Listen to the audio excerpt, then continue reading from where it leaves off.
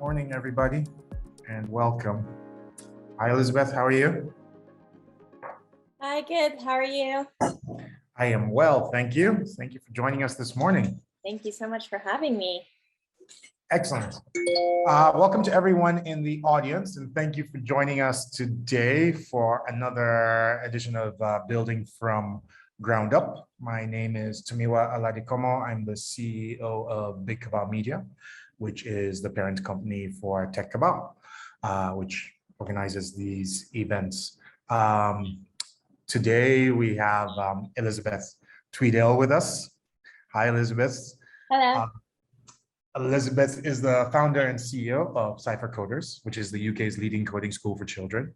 She's an experienced AI creator, author, and entrepreneur, and her mission is to empower children to move freely and confidently and fluently in the universal and very, very important language of code in order to become ready for the future. At Cypher, they give children a chance to explore technology and dispel any myths about who can and who can't code. Elizabeth's from America, where she gained a degree in computer science and a master's in architecture before working as a computational design specialist at several leading architectural offices, working on buildings like the Apple campus. How cool must that be? Very cool. Prior to building Cypher, she co-founded an AI company called GoSpace, writing and patenting algorithms for its AI engine, dealing with the spatial adjacencies of people in the workplace and the future of sustainable workspaces. And she's still on that. Yeah, that is a mouthful, but I'm I am super interested in this future of the workspace conversation. So I think we will talk a little bit about that. And I hope that some of the people who are joining us have some interesting ideas as well. I think even more than asking the audience to ask their questions today, I'd love to hear from any of the leaders in the audience or any of the people who are also thinking about how to motivate their teams, how it's working for them, this kind of world of hybrid workspaces, remote workspaces, and some people who are still maintaining like full in-person offices. So I'd like to talk about that. But anyway, Elizabeth's written and co-written 6 books, prolific. The most recent, which is focused on teaching children Python. And she's passionate about unlocking code to the future for the next generation and creating a world where children can explore their unlimited appetite and curiosity by giving them the tools to open doors and tackle whatever the future brings. So welcome, Elizabeth. Great to have you with us today. Thank you so much for the introduction. You've done a lot that's worth introducing. I should note, so the Building from Ground Up series is powered by the UK Nigeria Tech Hub. Tech Cabal is the implementing partner for the series. The Building from Ground Up series seeks to bring founders across Nigeria and the UK tech ecosystem together to share the stories of building and scaling their businesses, as well as sort of useful and instructive insights for founders and aspiring founders. Last week on the 5th episode, we had Tito Ovia, who is the co-founder and the head of public sector growth for Helium Health. The video for that session will be available soon on the UK Nigeria Tech Hub's YouTube channel, but you can catch up on other episodes with founders like AutoCheck CEO, Etop Ikbe, Emisi 3D's founder, Judith Okonkwo, and a favorite of ours. And then the co-founders of MedSaf, Vivian Nwaka, and Jao Pinheiro. So you can check out all of those episodes on the UK Nigeria Tech Hub's YouTube channel. Today's conversation will last about, we'll have 45 minutes with me asking questions that I've prepared. And then we'll have a Q&A of about 35 minutes where the audience gets to sort of ask questions and hopefully make it a bit interactive, because I would like to hear a few people's thoughts on how they've been managing this. So when we get to that section, I might give a few people a chance to actually come on the mic and speak as well. We're also going to throw out a bunch of polls in the middle of the conversation, just to get a sense of, again, who the people in the audience are, how they're tackling some of these problems that we're talking about, or the issues that we're speaking about, etc. So again, thank you everyone for joining us, and we're going to jump right into this. Hey. So Elizabeth, we're going to start with just a bit of background about you. So tell us a bit about Cypher Coders, what made you build it, and sort of like how you came to that point. I've talked a bit about your journey and what you did before, but I'd love to hear it from you. Yeah, sure. Great. Well, thank you again for having me. You mentioned in the bio about my background being in architecture. And I think the lead up to Cypher Coders was really coming from what I was seeing in industry. So I was working as an architect, designing buildings with code, which essentially means writing algorithms to define geometries or manage inventories or how things change throughout the design of the building process. So it's sort of this black box of architecture. Nobody knows what happens behind the scenes, but it was quite a specialist group of computer scientists that were in this specialist modeling group. But what I saw was that a lot of my contemporaries, people that were practicing in architecture, were trying to teach themselves how to code. And they always were coming up against these sort of blocks because they were learning a specific language such as Python to do a very specific task. And because they had no foundation of why they chose that language particularly or how the language was built up, it was always quite frustrating. So I just kept seeing these people hit these barriers. And I'm also a mother of three. I actually now have a teenager in my household, which is still shocking to me. But I thought for my children, you know, this is something, a base foundation of computer science or coding is something that all children and all people will need to know in order to be active members of society and to have the opportunities afforded to them to choose whatever career path they might like. So it's not to become, you know, definitely a whole world full of computer scientists. That's unrealistic. However, whatever you choose in the future will most likely involve technology. And so having a base understanding of how technology is built, how, you know, things on the internet are built is a really important thing for our education of our young people and of the next generation that was missing. So I founded Cypher Coders off the back of that in order to teach children how to code. So prepare that workforce of the future for what they will need to know to participate actively in their chosen field or chosen career.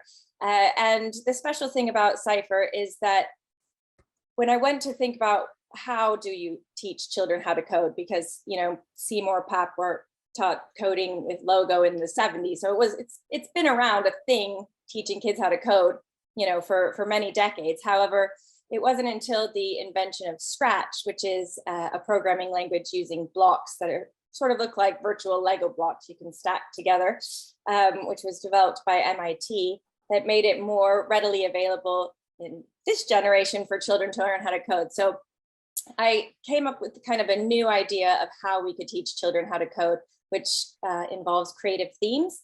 And what that means is sort of learning with project-based learning, but things like architecture and coding being an obvious one from my background, or conservation is really popular, or fashion or things like that. But basically just a way to get more children interested in technology.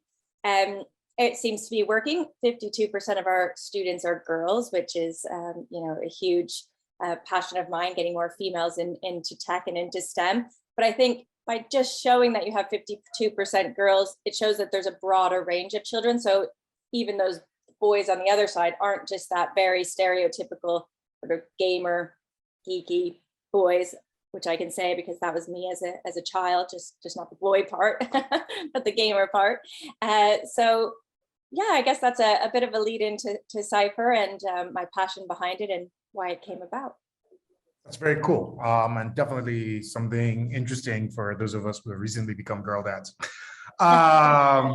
So talk to me about the early stages of starting the business. How did that, you know, so once you made the decision to do it, what did that look like? What did just getting it off the ground look like? What were the big challenges? What were the big successes? Yeah, you know, did you come into this with, you know, a stash of cash and ability to do it for 18 months, or, you know, like how did you build it out just for early stage?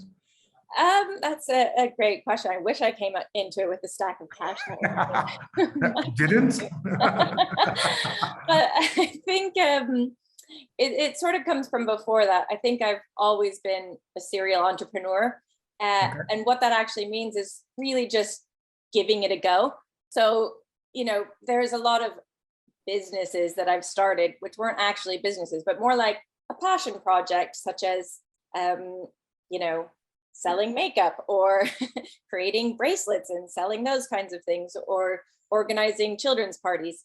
And I think that kind of mentality of just giving something a go and seeing what sticks is the most important precursor to starting a business. So when it came to Cypher, as we just discussed, I saw this problem in the industry. I was a mom and I was like, well, let's just give it a go and teach some kids. So I started with 6 kids and taught them lessons and was writing the lesson plans every week and seeing how they reacted, and then started to build it off the back of that. So I always had this drive to build something, a business, but you know, that could have been an architecture practice, or you know, an events planning company for children's parties, or you know, anything that came out of my passions. And it was really just this specific need of seeing that this was a huge issue for the world and for us as a society, but really it was a personal thing, saying this is what my children need to know, so I'm going to do it small.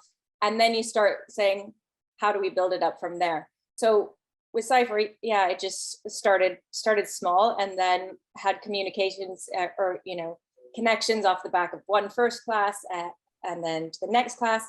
I think the most important thing about Cypher is over 50% of our students come recommended by a friend. So when you talk about, you know, customer acquisition and that kind of thing, that really promotes the network effect, because, you know, and the viral coefficient, because they're all referring each other. And it kind of comes back to product market fit as well. If you have one class and all the kids love your class, they also come with their friends, they're going to keep coming back to the next class, and then they're going to bring more friends. And actually, that's just how it sort of grows. So I think focusing on the product first was one of my biggest Smart decisions. focuses and decisions. There's something you said in there that's really interesting, which is, you know, this is you're a serial entrepreneur. And I think that's a thing that, and I think you said something else, which is you've always had a desire to build something. And it's something that you see quite a bit with entrepreneurs. And I mean, even for me, you know, my current business is not the first business I've attempted to run or attempted to build. I think it's an interesting impulse. I guess for the question I want to ask you is, what do you know now? What did you learn from your previous, you know, efforts building businesses and the other work that you've done that's come to play in here, or that's been valuable in building this business?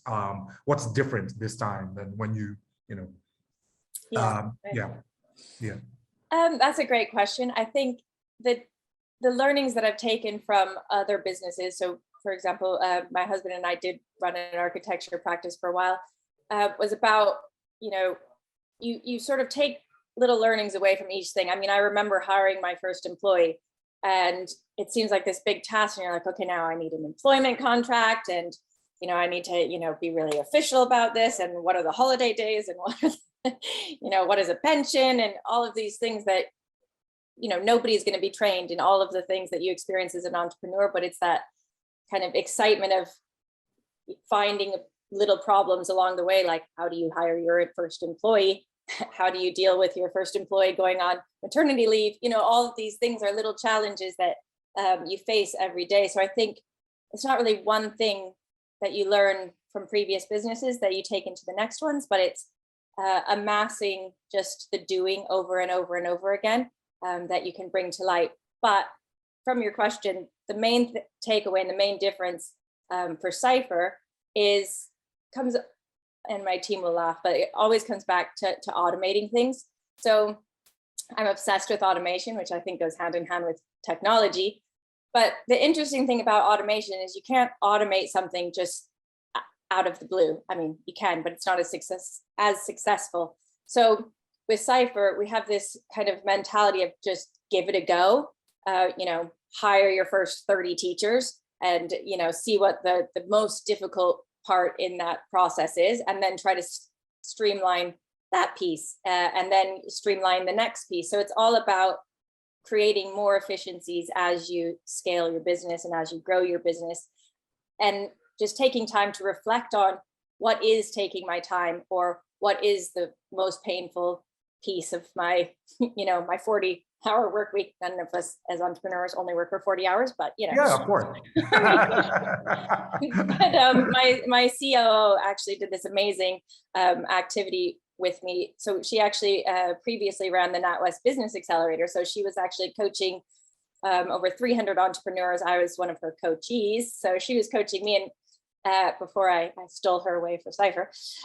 But she sat me down and she said, okay, Elizabeth, let's look at your diary and literally write against it how much time you spend on emails, how much time you spend designing flyers for the camps, how much time you spend preparing lesson plans. And then we kind of grouped those all together. And that was actually such an important piece, because I found actually I'm spending like 20 hours a week on graphic design. So maybe the next person I should hire should be a graphic designer, and then I'll have half of my time back.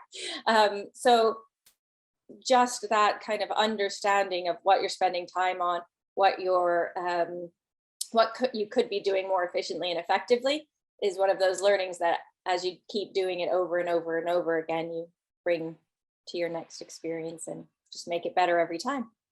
Fantastic. I want to actually take us back a little bit, and I want to ask about the size of Cypher Coders today as a business. So how many people are on your team? How many people are you serving? You started out with sort of 5 students, but where are you as a business today? Yeah, so this past year we've taught around 3,600 students in 21 countries or more, the last time we checked. So that's really exciting. My team is about 12 on our kind of core Cypher team, and then we have over 65 teachers.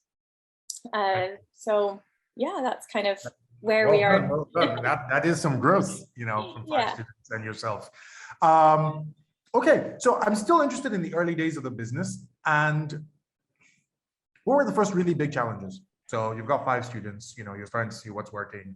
What was the first thing that was like, maybe this is not the business for her, like maybe this is not a business, maybe I should be doing something else? What was like the hardest thing that first hit you?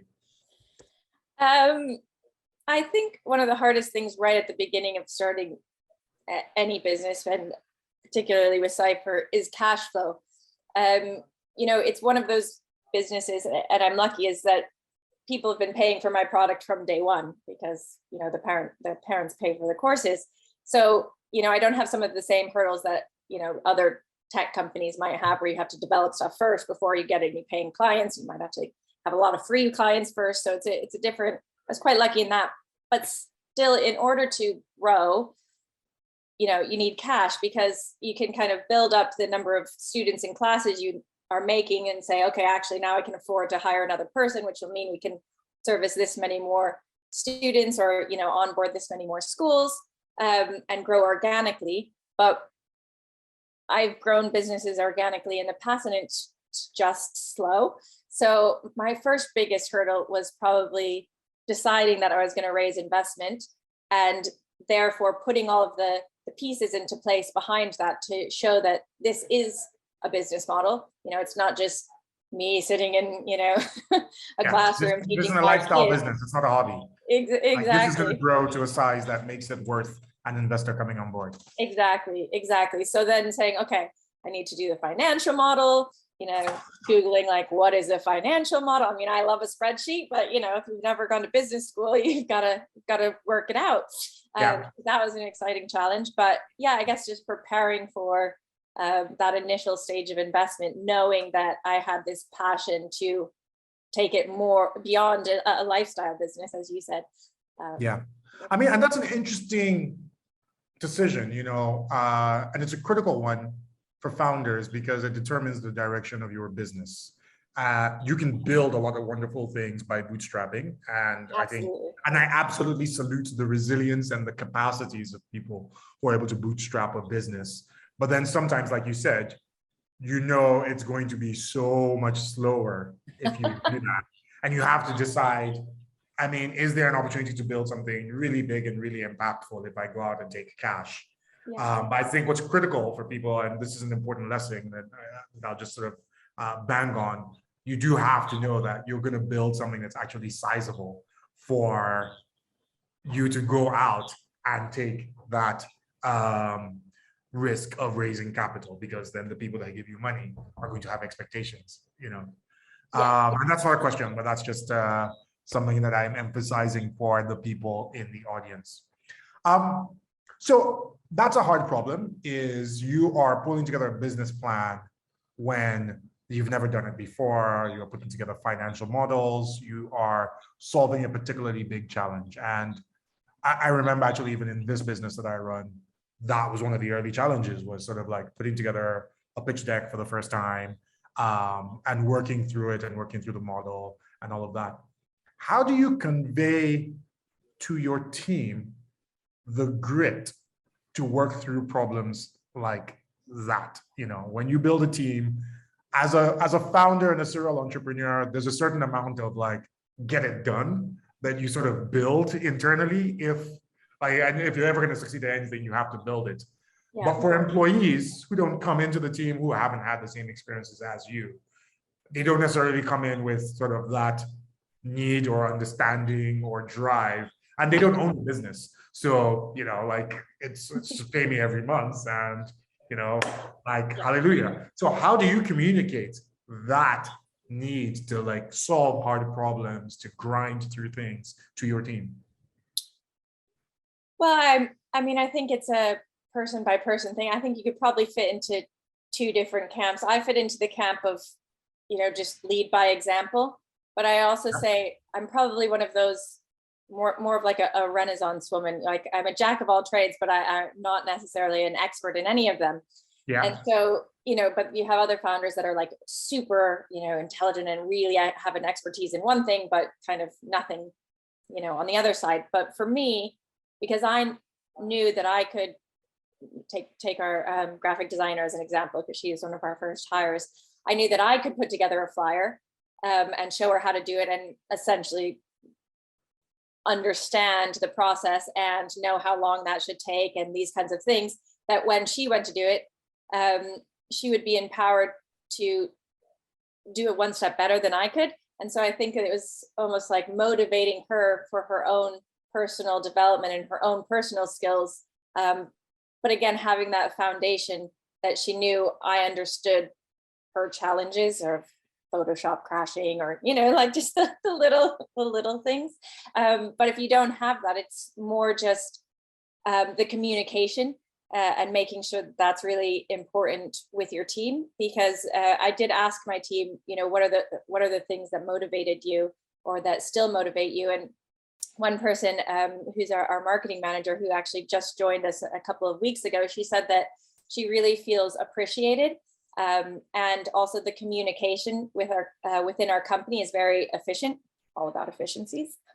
But she said that really motivates her, which I thought was an interesting thing, because I can see that from, you know, from all of the employees that I've had over the years, is that it's that making it personal and showing that you appreciate their work, but also having that two-way communication. So it's not just, you know, a top-down dictatorship thing, like this is what needs to be done, you know, get it done by X amount of time. Is this, you know, this is what needs to be done. Is it feasible? Is that a realistic time scale? Let's talk about it, to communicate that. And I think that works really well. So I like that. I mean, a few things I do that are probably worth pulling out there. I like just asking the team what motivates you. I think that's really interesting. And I think as leaders, sometimes you don't do that asking explicitly, because it then gives you the opportunity to say, well, yeah, and I like to make it personal. So you do have to sort of like know what makes this person tick is not going to be the same thing that makes that person tick. Yeah. I think what's interesting, and I maybe want to double tap on or dig in a little bit deeper on, is so you can show a person how to do a task, like how to design a flyer. And I like, from a motivational perspective, sort of asking the questions and thinking about how you motivate people, but how do you communicate values across the business and across the team, so that when you hire somebody new, everybody's coming in and they know this is what matters to us at Cypher Coders. This is the kind of employee or the kind of business that we're trying to build. Like, what are your mechanisms for communicating that and making sure everybody is on the same page? Yeah. That's a great question. I mean, I think it comes down to just the personal nature of having a proper communication, like a human, instead of like the robotic regular answers. So I'm the worst interviewer. My team laughs at me every time because I don't ask any of the interview questions. I want to find out what kind of person people are and what motivates them. But I think the main important thing for me when hiring people is seeing that they have an internal drive and that they want to, make something of themselves. It doesn't matter what that is, and that we can help them on that journey. And it kind of goes hand in hand with Cypher preparing children for the future. We also want to prepare all of our staff for the future. Hopefully that's still a Cypher, but maybe it's not. We had someone that was with us for a couple of years, and she just moved on to a new position, but she started out in one role within the job in marketing. Then she moved to customer success. Then she was in data and, obsessed with analytics and these kinds of things. And so it was that career progression that was really important to her. So I think it comes back to just seeing somebody that's passionate for life and wanting to drive that forward. The other thing is, as a founder, you built this business because you had a passion for something. And so I found it fascinating. We did this visioning workshop. And so we had a lot of parents and moms working for the business in the early days. Made a lot of sense, right? We teach kids how to code. They have kids, makes sense. But as the company grows, we have more younger people that don't necessarily have families, but we had a visioning workshop and said, well, what motivates you about Cypher? But they all they're super passionate about what we do for one reason or another that are aligned, but not necessarily the same. So some of them are about the impact that we're making, and some of them are about the growth of the company and how it's exciting that, independent of what we do, we're at this stage and we're going to that stage, and that's what excites them. But it's aligning the vision and that passion for the actual product, the actual company, that I think is really important when hiring. So if somebody comes to me and they're like, I love Cypher because of this, this, and this is why it relates to me, and my grandmother taught me how to code, and these kinds of things, it just shows that spark of interest that aligns then with the vision of the company and the values of the team, really. I like that. I think that's really interesting. My next question was actually going to be about what you look for when you're hiring employees, or I think you've actually just pretty much outlined that. So find people who are passionate about the same sort of business that you are doing, and will share sort of some of the drive to actually bring this thing to life. And I think that's a really important thing to find. Are there any other special things you look out for in those unorthodox interviews of yours, or? Well, not in the interviews, but circling back to the motivation of the staff. We've done a few kind of things which I found fascinating. So I don't know if you've heard of those quizzes like the love languages. Okay. Yeah. Sounds really cheesy, but we did this as a team, and it was actually really useful because it basically breaks down into, do people value you giving them more time, or do they value, obviously the obvious one with the love languages like a hug or words of affirmation. But we did this quiz as a team, and it was really interesting to see how people would like to receive praise. So I'm a gift giver, right? So during COVID, when, it was really hard, we sent everybody, chocolates or flowers or things like that, which for me, I'm like, okay, yes, tap on the back. I've done a really nice thing for my team.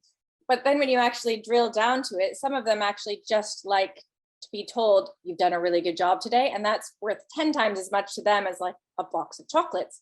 So that was one little, hack that we have to figure out, what makes your employees tick, which I loved.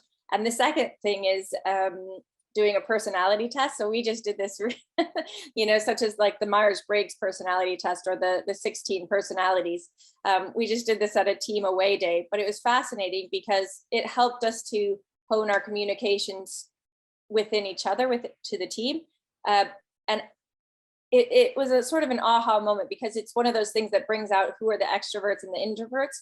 You would think that this was like an obvious, thing after spending time with your colleagues, but those surprising things of how, again, how people communicate, what type of personality they are, and who actually fits into the same categories was really helpful to understand how the team dynamic could work better, or where we might potentially need to find more people to hire when we come to hiring our next person. So potentially like in the lower right hand yellow box, for example. We need more of this and less of that, like, yeah. Yeah, we need more feelers, less analytics, we need more this kind of thing. So quite interesting, huh? Yeah. So that kind of comes to the hiring. I don't know if I would give somebody a personality test before hiring them, but so yeah, so that's stuff that's happening in sort of team exercises and sort of like retreats, etc., as a way to understand the team better. Okay, all right. Let's jump right into the core of this conversation in terms of sort of remote teams. What was your structure as a team before 2020? So going into COVID, how did you work as a team? Yeah, so we, our core team worked in an office, which was really, great. But then all of our teachers are contractors, so we wouldn't really see them on a day-to-day basis. So we would have to sort of schedule team events with the teachers in order to kind of facilitate that, group dynamic, or the passion that we have for Cypher, and training, exercises and things like that. So before COVID, we were in an office, and our teachers were kind of distributed throughout London, but we would have kind of team events every so often. And then obviously with the pandemic, the onset of the pandemic, everyone was stuck at home. But that was a really interesting point for us, because we decided we were going to go fully remote. There were some of those discussions. Should we get an office space again? Should we come in 1 day a week, 2 days a week, this kinds of thing?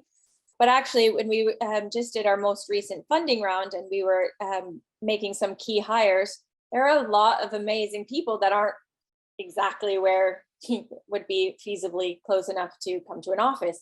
So just by making that decision that we'll be fully remote meant that we had the whole world to hire from. I mean, maybe not the whole world right away, but even if you spread out to all of the UK, or so that you're at least in the same jurisdiction of some sort. But we had some amazing hires that wouldn't be able to come to the office every day. So it was a big decision, but we jumped in, and fantastic. So far it's going okay.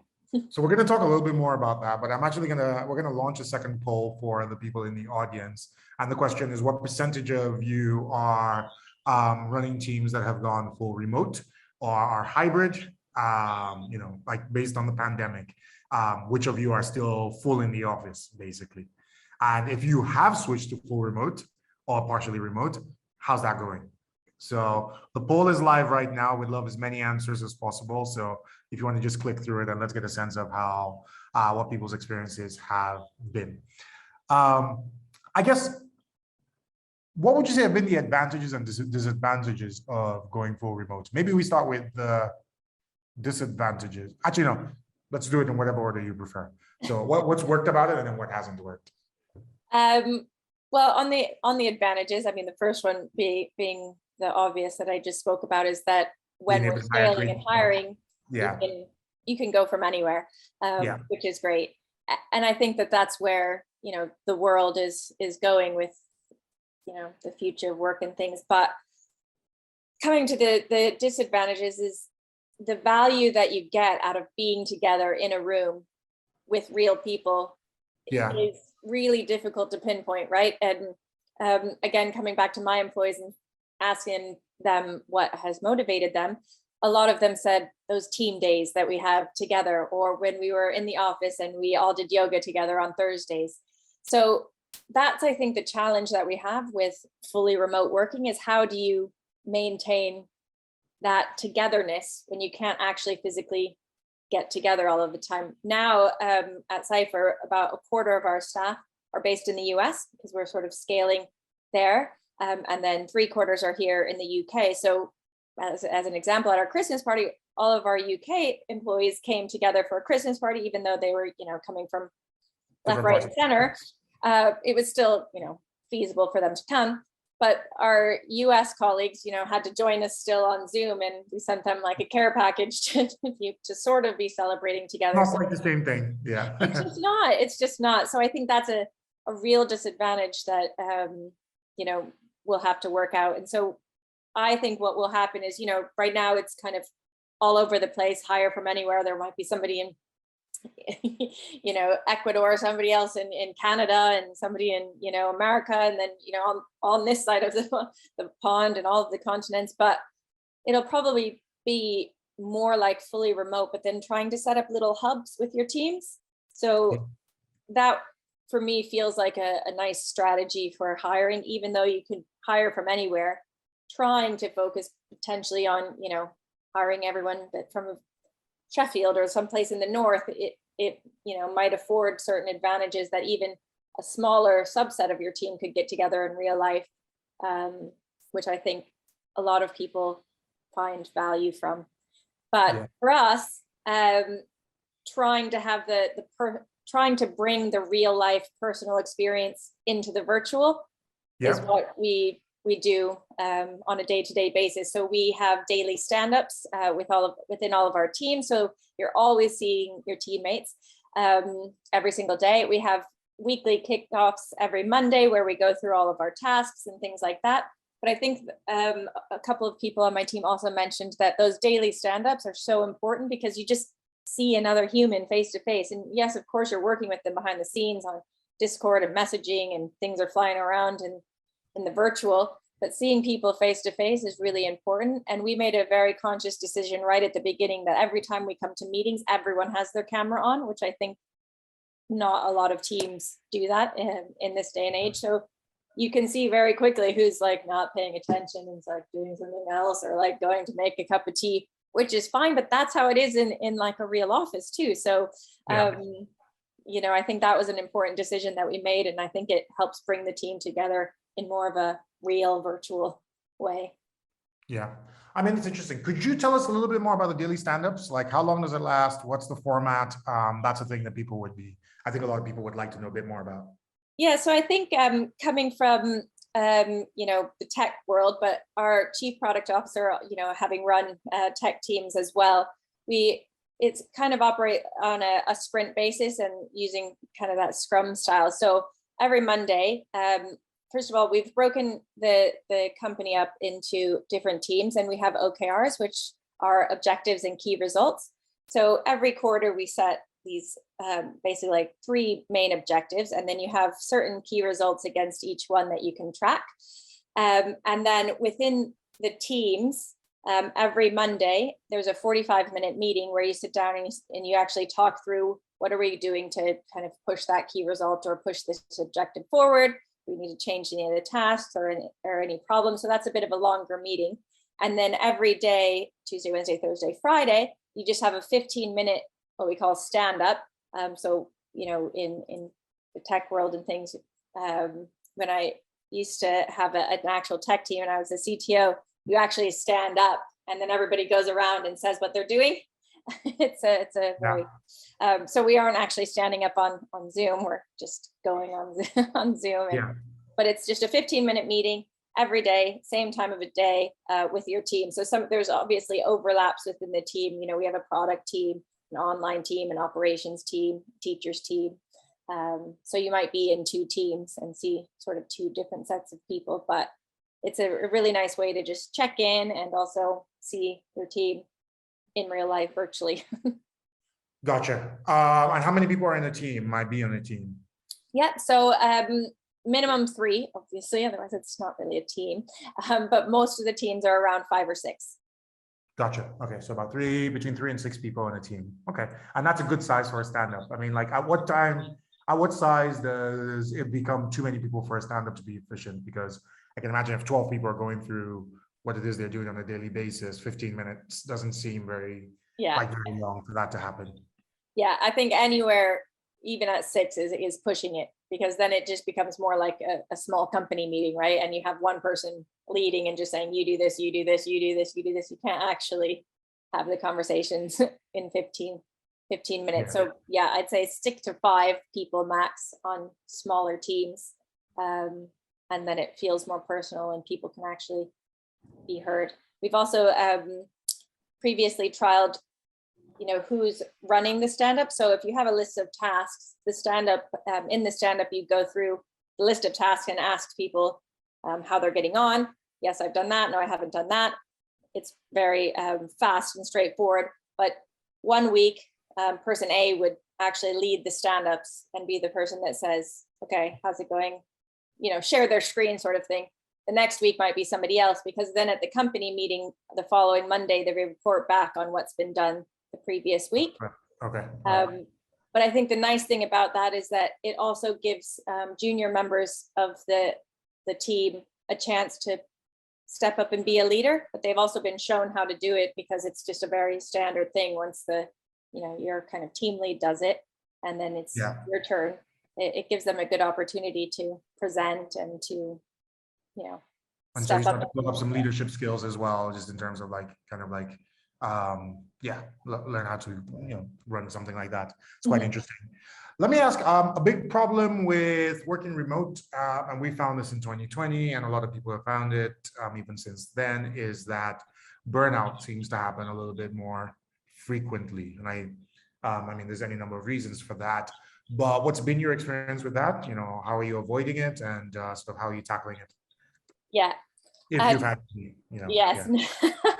I mean, I don't know what founder hasn't had burnout, but I think in the very beginning of COVID was when, a lot of teams really struggled with this, and our team definitely, but it was this sense that you always had to be switched on. And so I think that little message notification from Slack or Discord starts to really make people twitch, because it just keeps coming. So one of the, that made our team. It's actually, so that freaks out everybody who joins our team, is there's so much mess. We're Slack, and they're like, there's so many messages. And I'm like, I have Slack permanently muted. I only go in. Stuff. But even that, I don't think works for everyone. It's Yeah, it doesn't.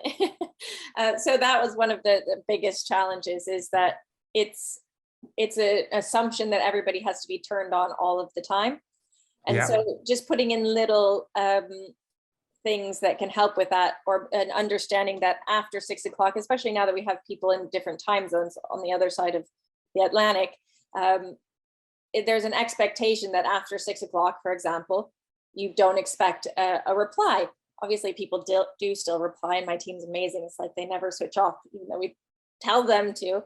But we also encourage people to do exactly what you just said, mute the channels. But if somebody actually needs you, then they at you. So you only get a notification if it's specifically, we need an impact, we need something from you in order to get on with this decision.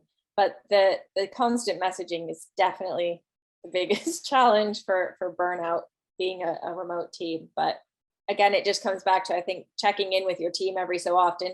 How's it going? And then setting new rules. It's sort of the same sorts of advice that I oftentimes give to parents around screen time with their children. There's no one answer, because teams change, teams evolve, and the way that we work changes. So it's more of check in every quarter, or every 6 months, and say, what's working for you, what's not working for you, what can we put in place, what can we change to make it better. And even if you think you have it perfect, then by another 3 months or 6 months, it's going to be terrible again, right? It's constantly moving, and technology is constantly moving, and we're, evolving as humans every day. Yeah. What would you say? I mean, for anyone moving their team from a physical team to a full remote team, are there any big things that you would say, or big lessons you would say they should definitely pay attention to? I think one of the advantages of being in an office is you can read people's personal body languages and, how they're feeling that day and that kind of thing. Seems really obvious. But that's much more difficult on a screen. So having to communicate things out loud that you naturally in person wouldn't have to do, you would just say, oh, she looks like she's having a bad day. We're just gonna talk to her after lunch or something like that. But you can't, those kind of feelings and things don't come across the screen very well. So just remembering to check in with your team just on a message or with individuals if you see, that they might be struggling, those kinds of things on a regular basis is important. Again, it comes right back to my number one advice is that if you can set a rule that everyone goes on camera at a certain time, I think it's really important. I mean, I don't care if you're in your pajamas or you haven't showered in a week and your hair is sticking out to one side, just seeing you on camera is so important because it just shows that you're there. So, I think that's what would be my number one advice if you're moving your team to remote. I mean, you can even go further. There's some software tools that software developers oftentimes use where it actually takes a picture of your from your camera every 30 seconds. And so it almost shows like that's too far for me. I think it's hilarious. That feels a little bit creepy. But if you even just have the 15-minute stand-up, sometimes we have people joining and they're like on a train or like they're on the tube and you're like, where are you going? But it's fine, at least Yeah. Whereas if they just join with their virtual picture and muted, you're like, are you actually there? Yeah. Let me ask you a question. I mean, like, do you get any pushback against stand-ups, or do people feel, report any anxiety from it? Like, or is it just, it's the way we work and everybody's fine, Yeah.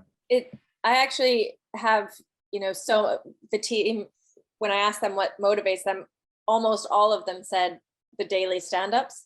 So I think it's also the expectation that you don't have to come to the daily stand-ups. So if, for example, a meeting is scheduled over the stand-up, you would prioritize the meeting, but you would just message the team beforehand and say, sorry, I'm not coming today because I have a meeting, or, my internet went out, or these kinds of things. But they actually have to communicate why they're not coming.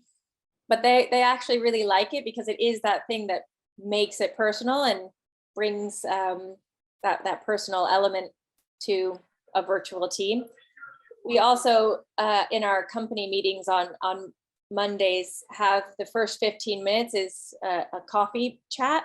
So I just put the team into random breakout rooms and we just have 15 minutes to talk, because it's one of those things that, is the best part of being in an office is that sort of, when you go to make a cup of tea or get a coffee and you're just standing by the coffee maker and having like a 2-minute chat, like, oh, what did you do this weekend, that we lose out on and that we miss by being a virtual team. So it feels really awkward at first, sort of scheduling those like impromptu chats into your day, but then it becomes more natural. And it is that thing that I think as humans, we really need for our connection to others, and having a connected team that actually cares about each other is going to be a more effective team, a more efficient team, and just better all around for their own personal psyches as well.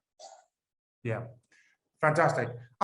So we're going to jump into questions from the audience in a moment. So if you have any questions for Elizabeth, could you please put them in your in the Q&A section, please?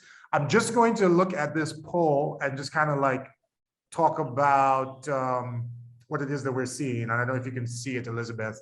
Yeah. It looks like, so about 56 people answered. We've got just under 100 people on this call. So just over half of them sort of responded. So about 30%, 29% of those switched to full remote. 34% are partially remote. 29% were remote and have now returned to the office. And 9% remote work is not for them at all. So it looks like the vast majority of people are still spending at least some time in the office and haven't gone full remote, which isn't too surprising to me, especially given this is a mostly Nigerian audience here today.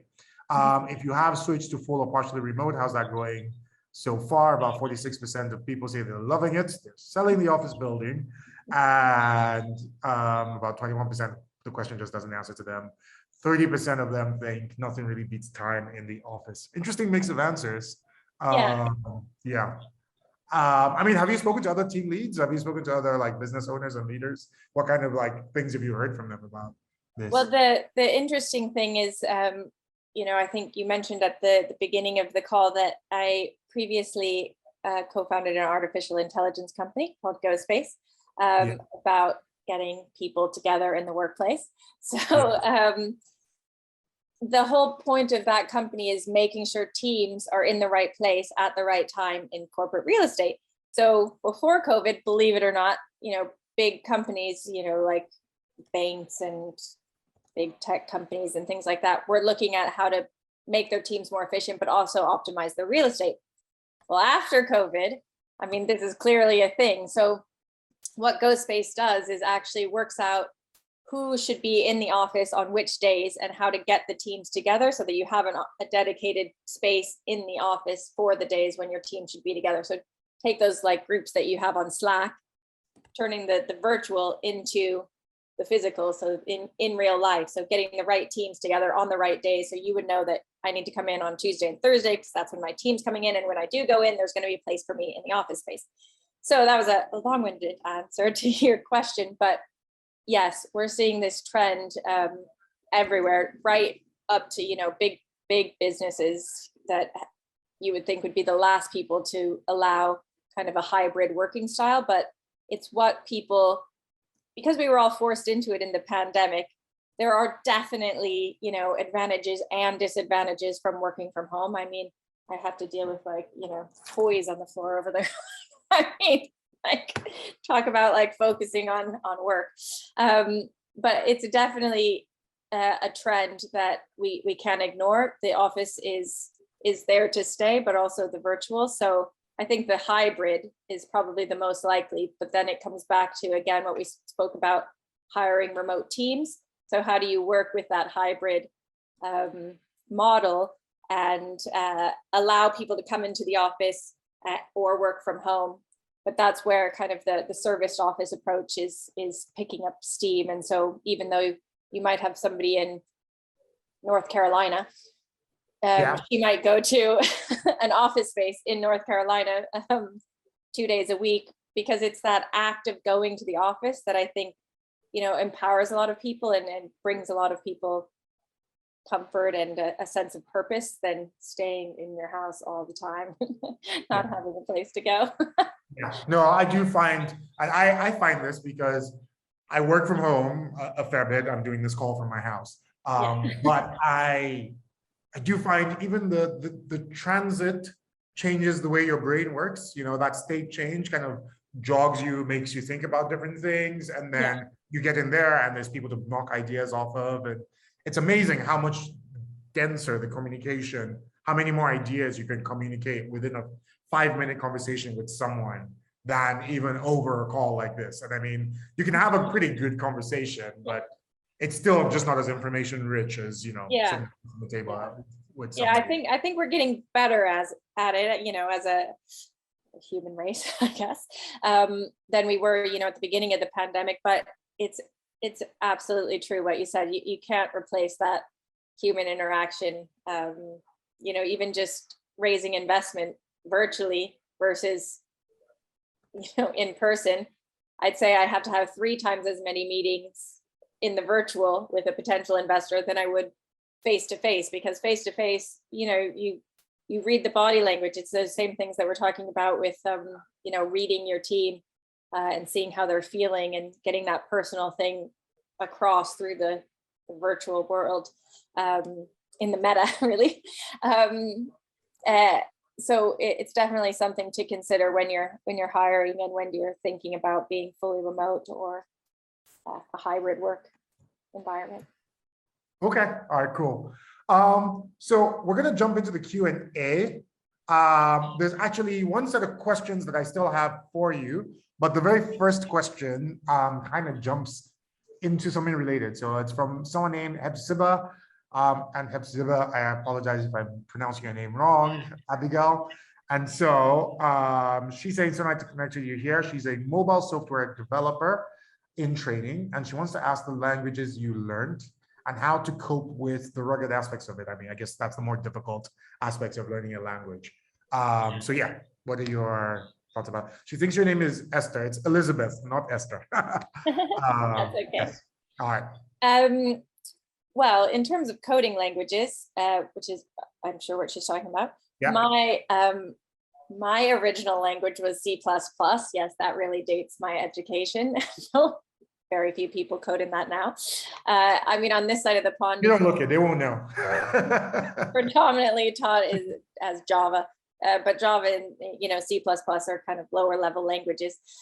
But with Cypher, and something that we're really passionate about with the kids is that we don't teach one specific language.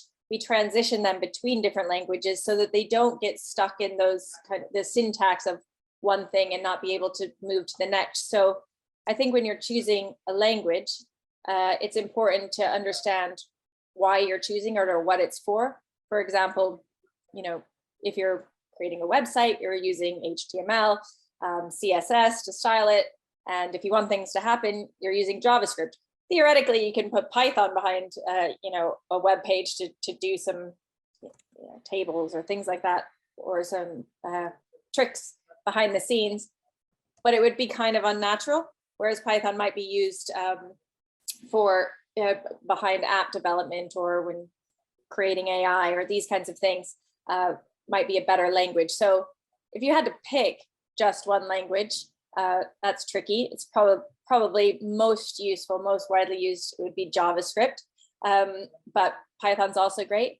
But the main thing that I would say is that the best coders don't actually, as a coder, you're not sitting in a black room with a black screen and green text going across it like the Matrix. I mean, that's not real life. The best coders are actually just really good Googlers. So I like that. You shouldn't really be so worried about the syntax. Google.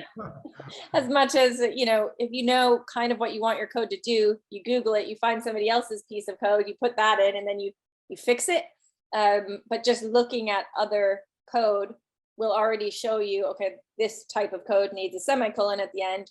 This one needs a curly bracket holding it in, holding the object in place, or that one should have been, I need a colon here, or that kind of thing. So just comparing other code with whatever you're trying to make in your code is the easiest way for me to debug my own code. But yeah, just be a good Googler. Yeah. Okay. There are a ton of really interesting team questions coming up in the Q&A, but I'm going to ask one more question around coding and skills. I think we talked about that yesterday in our kind of build up. So a lot of the work that you do, so I want to ask this coding question before we get into all the team stuff. And so a lot of the work you do is around sort of helping people build up, their coding skills and sort of thinking around and helping people change the sense of what a coder looks like in the future. And so, I mean, a bit related to that question that we've just asked is, what are the key messages that you have around this in terms of how people build themselves up to be coders, how people think about tech skills and tech roles kind of more broadly. So what needs to change around the way we think about those? Yeah. So I think the main thing and the main message that I kind of keep trying to push out to the world is that we need to redefine who coders are. So again, coming back to our perception of, the Matrix people, typing out the code, that's not actually the real world. Yes, of course, there's people that are super coders, but actually code is in all careers. So understanding that different types of people are different types of coders. So even within the coding and the tech industry, you have certain people that write algorithms or that do very hyper specific, complex algorithms, but they might not necessarily be the ones that even code those algorithms and program them, or even the ones that actually then surface them to a user interface and design the user interface and put the code behind that. So the world of coding is much broader than I think we understand. So I'm really, passionate about getting people to admit that they know more about technology than they give themselves credit for. None of us are experts. Even the experts aren't experts. They might be experts in one piece or the other, but technology is always changing. So marketing, for example, great example of people that are actually coders. I mean, they're working in Google Analytics, they're writing UTM tags. I mean, it seems really straightforward, but that is still coding. So just broadening your understanding of what is code, it's everything that builds up, the internet or technology or these kinds of things. And you're all doing it. Remember when MySpace was a thing and people would code their own backgrounds and things like that. We all have it in us, but none of us are going to be experts. So just giving things a go is the most important thing, and not being afraid of technology. All right, you heard it here, people. Do not be afraid of technology. Let's just give it a go. And I mean, it seems like that's your advice for entrepreneurship and for coding. Is just, yes, exactly. Like, let's get into it and let's get it going. I mean, I'll tell you a really interesting thing about that with Nigeria is people are often willing to give things a go. We've got like a big population of people who are looking for jobs, who are looking for opportunities, as you might be able to see in some of the questions even. So people are willing to give it a go. And I think that next step is actually like building your skills so that you're giving it a go with an actual foundation that gives you a chance at success. And I do have to say that something that I do emphasize in Nigeria, and every time I'm talking, is that people read up as much, people learn as much, people like do their homework as much. They find, they do lots and lots of Googling to learn things, but they also find communities where they can learn and grow within. And I know, like for coders, actually, this is a big thing, is can you find a small circle of slightly more experienced people to guide you and show you how to do it? And I think even from an entrepreneurship perspective, you often need that, is somebody to tell you what to them seem are like common sense answers about how to go about things, but are really hard-won knowledge if you don't have that experience. You know, it's necessary to find people to just help you cut through some of the stuff that might be a little bit more difficult.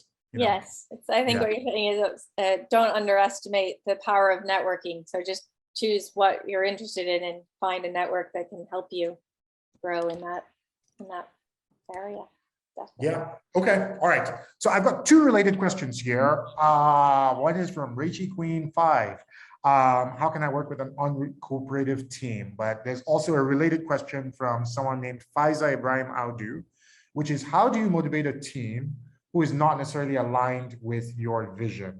I know it's super important to have them aligned with your vision, but is it worth trying to motivate them, or do you just throw in the towel and start recruiting all over again? So uncooperative team, unaligned team, how do you handle these? I think those are both great questions. I think it comes back to almost, I know, the really cheesy love languages question, but at the heart of that, or at the foundation, is really, we need to just find out. I mean, these are people, these are humans. What is it about their life? What motivates them? And I think being a coder and being an entrepreneur, the base foundation of both of those things are, you're a great problem solver, right? And you think laterally. So if you have a conversation with an uncooperative team member, basically it should have nothing to do with the business, right? You want to say, what are their life goals? Where are they going? What are they trying to do? Why did they even come to work for you? Find out what motivates them, why they even want to be there. And if they don't, then better that you ask now, and then they get lost than having them for another 6 months or a year. But if you can find that one piece that motivates them, then you can use that to say, well, this is how we can take that and use it to grow the company in this way. So coming back to Cypher and saying, everyone on our team has an aligned vision.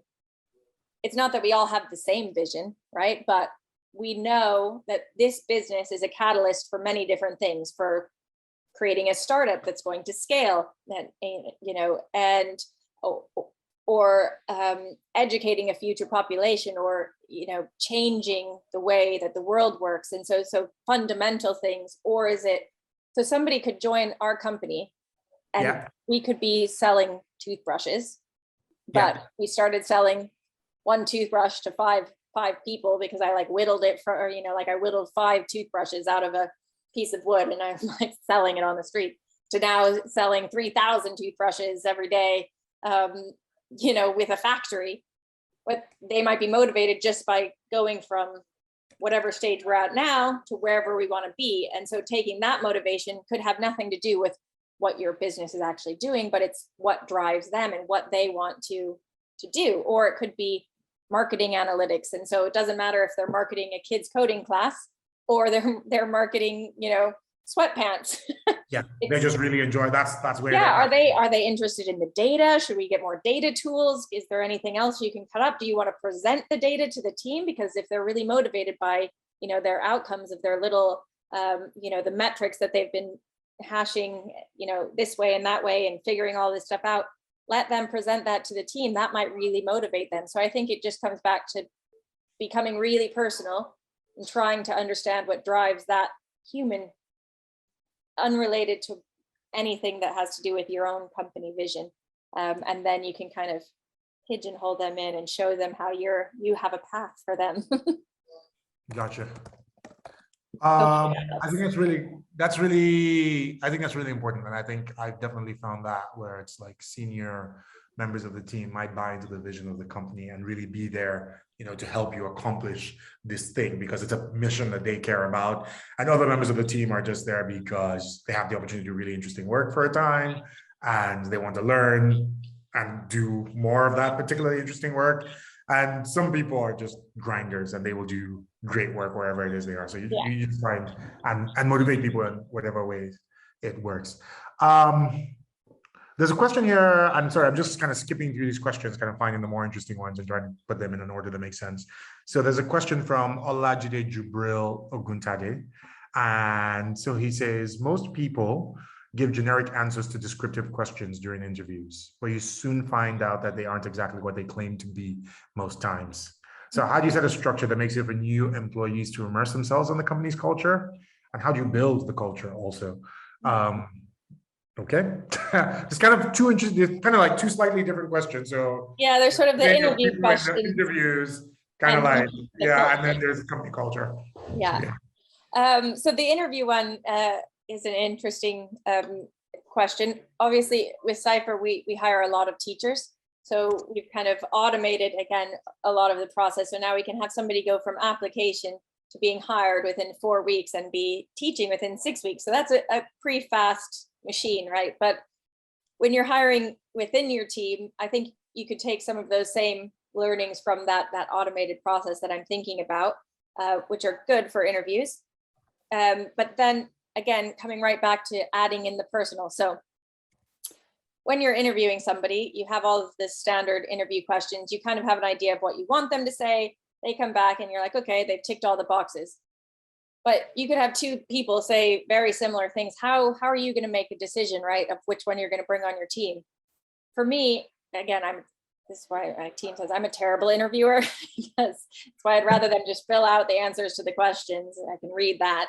But then let's have a conversation. Again, it comes back to the motivating the unmotivated team or the uncooperative team is try to get to know this person in the 10 or 15 minutes that you have. So the process for hiring that we do at Cypher is, we get for our internal team, not for our teachers, but we get all of the CVs through in a covering letter. And then we'll just schedule 15-minute meetings just to see if you have that personality fit. I mean, we went on a call yesterday just to Mia, and you could tell we just gelled right away, right? Like we could have a conversation. You get on calls sometimes and you're like, okay, this is going nowhere. This is really painful to even just talk for 5 minutes. And we have introverts on our team, extroverts, so you can still have a conversation with an introvert. It's not really, it's just seeing if there's that personality fit. I know that sounds really oversimplistic, but that 15-minute call just to see, do they even know what your company is, or did they just turn in their CV? Why would you want to come work here? What do you like? I mean, that doesn't sound like a bad interviewer. No. It's really interesting because I feel like those are a few of the things that you use an interview for is, are they interested enough in this job that they've done some homework? Are they passionate enough about how to do the work about the work for you to be able to tell, well, if they join my company, like they show an enthusiasm for the work, whatever the role is. It's like you're trying to hire somebody in finance You know, like, do they actually care about this thing? Does it, and you can tell that just from the way someone speaks about their work in an interview, you know? And I think those are the things you're looking for, because the hardcore answers and the stuff that people tend to give generic responses to, I mean, first of all, I think you shouldn't ask generic questions. And a little bit similar to you, we use a form. And so in terms of like your knowledge of the space and like, do you understand the task? We try to do that in the form, like, you know, so you're answering the question and it's like, well, you want to be an editor. Let's see your thinking as an editor in the form or in an assignment, which might give you there. But the interview itself is just a, you know, did you do some homework on our company? So did you come to this call and you don't know anything about us, which means that clearly you're not somebody who prepares, or this is not a job you really want. And, you know, and then, you know, can you speak in complete sentences? And, you know, you don't have to be my best friend to work with us. You just have to be like, you know, able to communicate effectively without everybody being in pain, you know? So I don't know. It doesn't sound to me like you're a bad interviewer. I think that's what you look for in an interview. Not, you know, what animal are you? And, you know. What is your spirit animal? You know, I mean, like, there's some generic questions that are interesting to me. Like when you ask somebody, you know, where do you see yourself in 5 years? You know, like if you give me a generic response to that, I feel like you've wasted the interview time, because I'm asking you that because I want to know, like, where does coming to work for us fit in your like life plan? Like, so if in 5 years you want to run your own business, then I know, well, you're hoping to take some management skills while you're here, or you want to really develop expertise in it so that you can, you know, be an expert when you go start your own business. But, you know, if your goal is to become CEO of a big company, then I know, well, maybe, you know, this is somebody that's going to go on a management track internally, and we will eventually promote them. You know, you can have my seat. Ready? I am like, please, I take it. So yeah, I don't know. I think for Jibril, allegedly Jibril, who asked that question, if people are giving you generic answers, it might be worth just letting them know why you're asking these questions, you know, just so that they, and actually that's an interesting thing when it's interesting to set the tone in interviews and make it clear, like, look, this isn't an interrogation, it's a conversation. And we're just trying to figure out if you're a fit for us or not. And so that only relaxes people enough that they're not spouting generic answers at you. Yeah, absolutely. Okay, you've answered a little bit of this, but let's look at Ayoluwa Badeji's question, which is Ayos from Lagos, Nigeria. His question is, what frameworks do you employ to assemble your team and motivate your team? I think you've already answered quite a bit of that, but I guess, what are there frameworks you have for thinking about how you assemble the team? So I think it comes back to those internal teams and the stand-ups. So you can implement that same kind of way of breaking down a company at any scale, really. But it brings it back to being personal. So if you had a team of only 5, then you probably only have one team stand-up and, you know, one team daily task. But even if you have a team of 50, having 10 groups of, you know, or even like 12 groups of 5 or 6 people that might overlap a little bit, really helps to structure the team and also point out where you might have gaps. So thinking about the business plan and what the key objectives are for your business will then lead into what those teams should be called or made up of. You know, you might have a marketing team, but for me, a marketing team might not be that important right now. It might be online growth, you know, you know, saying the sort of thing. But then when you set up a marketing team and you realize that there's only 2 people in that team, and this is one of the most important things for my company, that helps you to structure who you need to hire and who you need to sort of fill out the gaps in your business plan. So even just giving it a go with that daily stand-ups and the team kickoffs on the Monday, and you know, you can Google this as well. It's a fairly standard sort of software development way of working, but I think it can be applied, especially in the virtual working world, to business as a whole. That's worked really well for Cypher. So that would be my recommendation in terms of structuring your team, but also I think it would help in terms of hiring and knowing where to hire within the team. Gotcha. Okay, can I just let everyone in the audience know, I see a few people kind of putting their questions in the chat. If you could do me a favor and put it in the Q&A, it's more likely we get to it.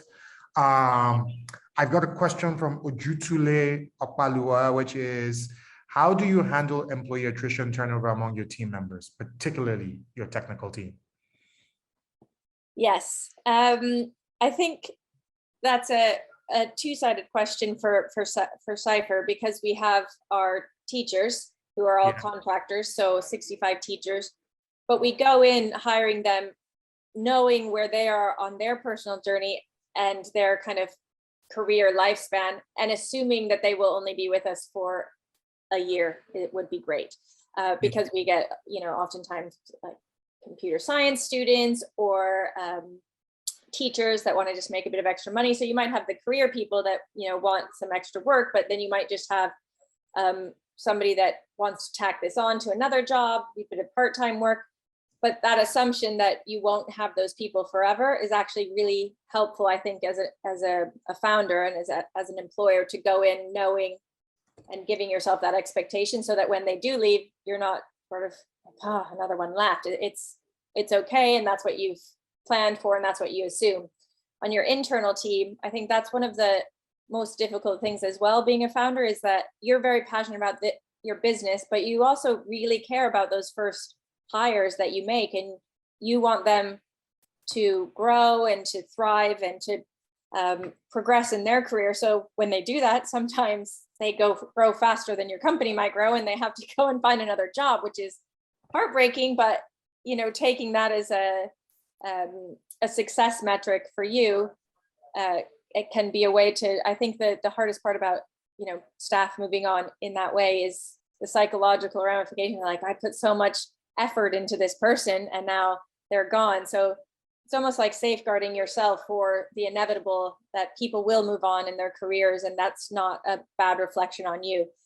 I think, then you have the sort of bad leavers and you deciding that actually this person isn't right for your team.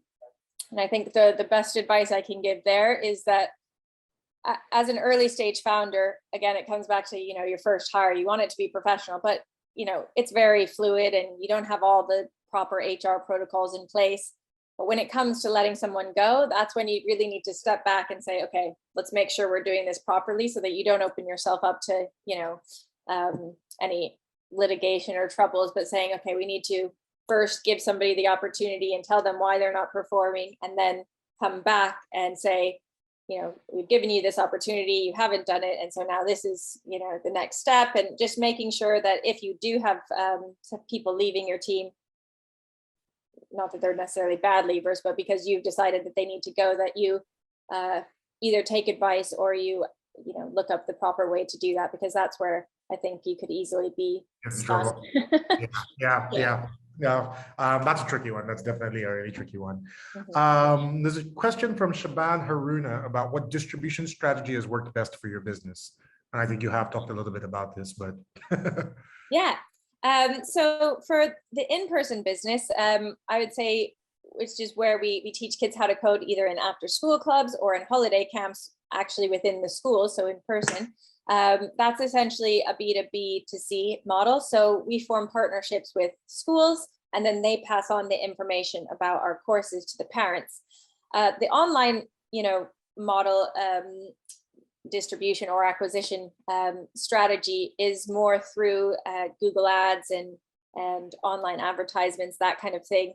But again, the most powerful thing for Cypher, and that I think has worked for most businesses, is if you focus on the product first, then you can leverage that referral network.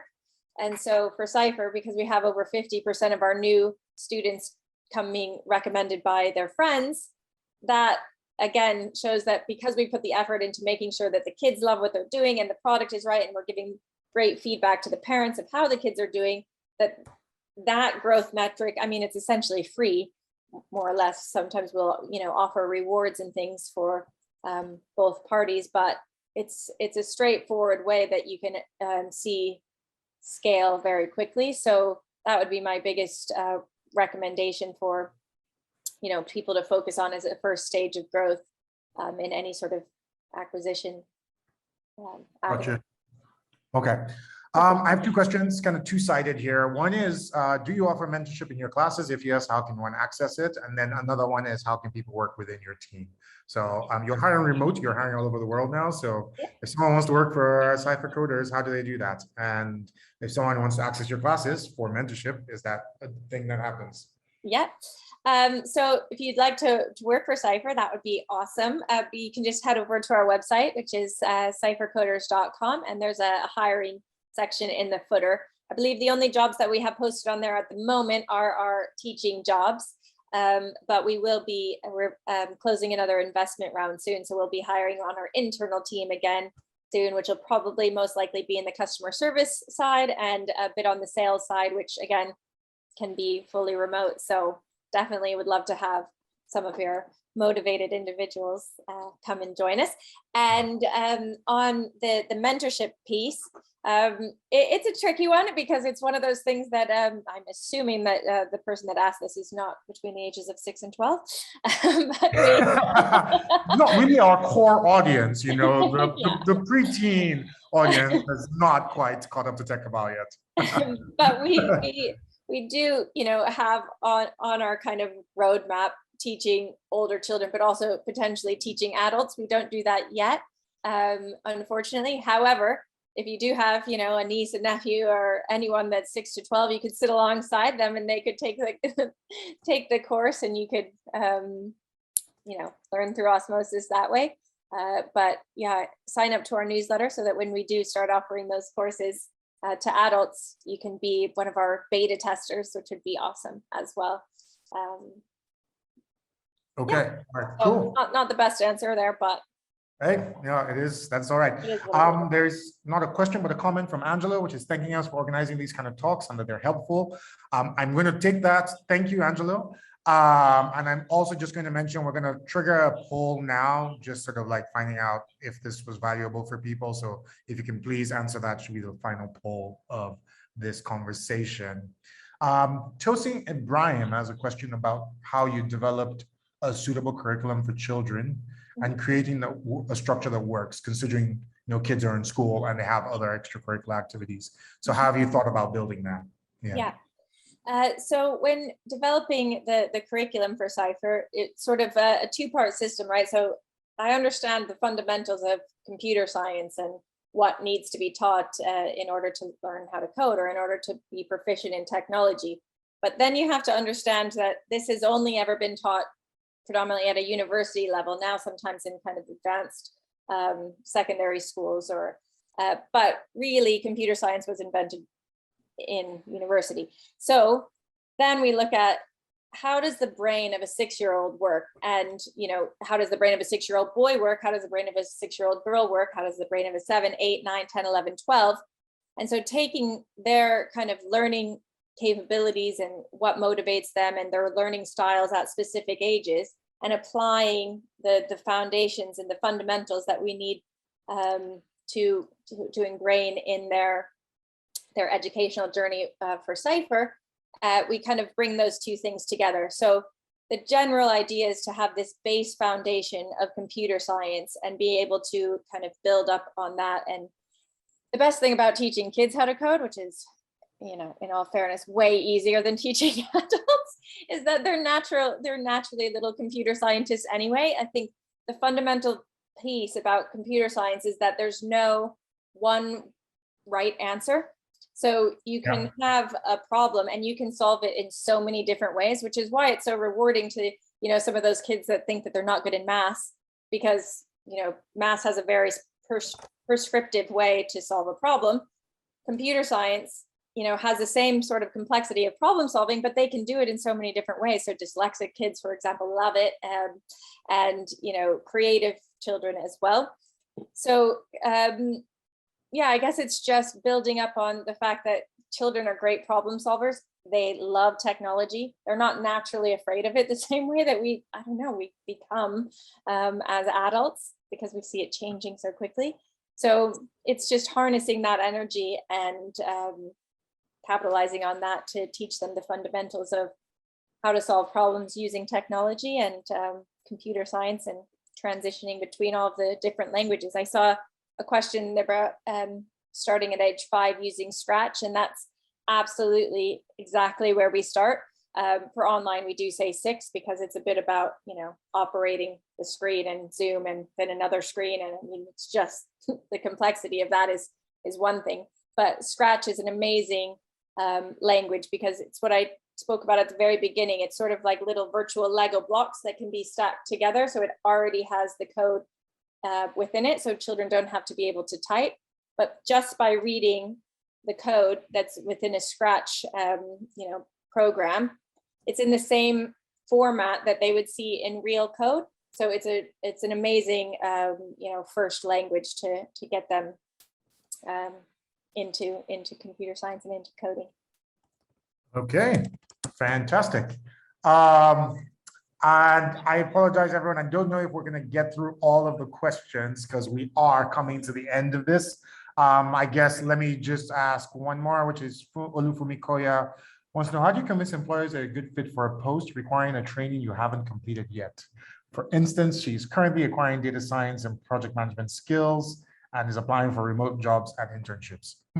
That's a great question, but I mean, as a hire, I think that somebody should hire you because they see that you're motivated to teach yourself these skills.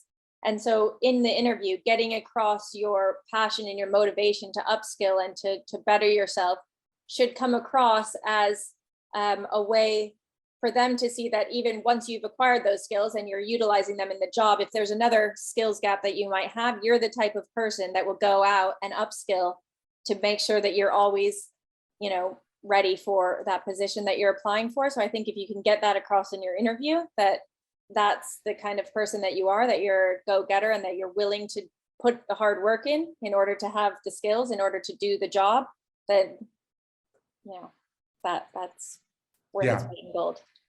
Yeah, no, I think that's a good answer. You probably also shouldn't apply for senior roles in something that you are still learning.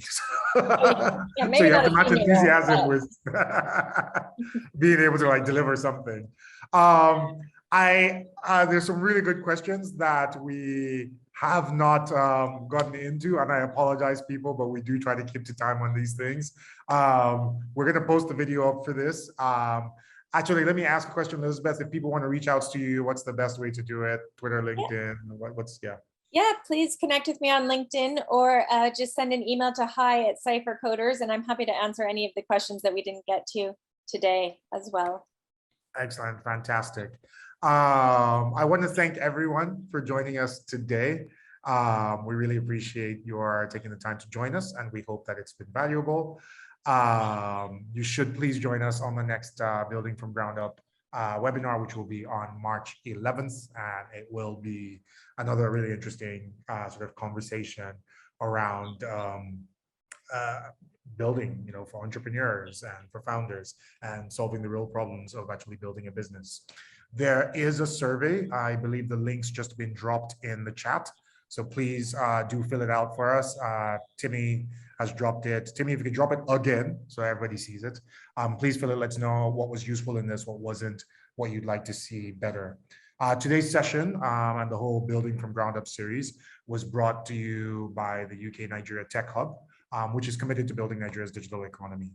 It's an initiative by the UK government's Department for Digital, Culture, Media, and Sports. That's a lot of words, DCMS, to support the growth of Nigeria's tech ecosystem. And so the UK Nigeria Tech Hub works to stimulate global digital economies, support sustainable growth and jobs, and build high-end digital skills, forge innovation partnerships between Nigerian tech sectors and international businesses. So leading to more trade and investment in the long term. And sort of sessions like this are part of the broader digital access program, which are, looking to catalyze digital inclusion across Africa. So thank you to UK Nigeria Tech Hub for helping us put this together, or for organizing this session, which TechCabal facilitated.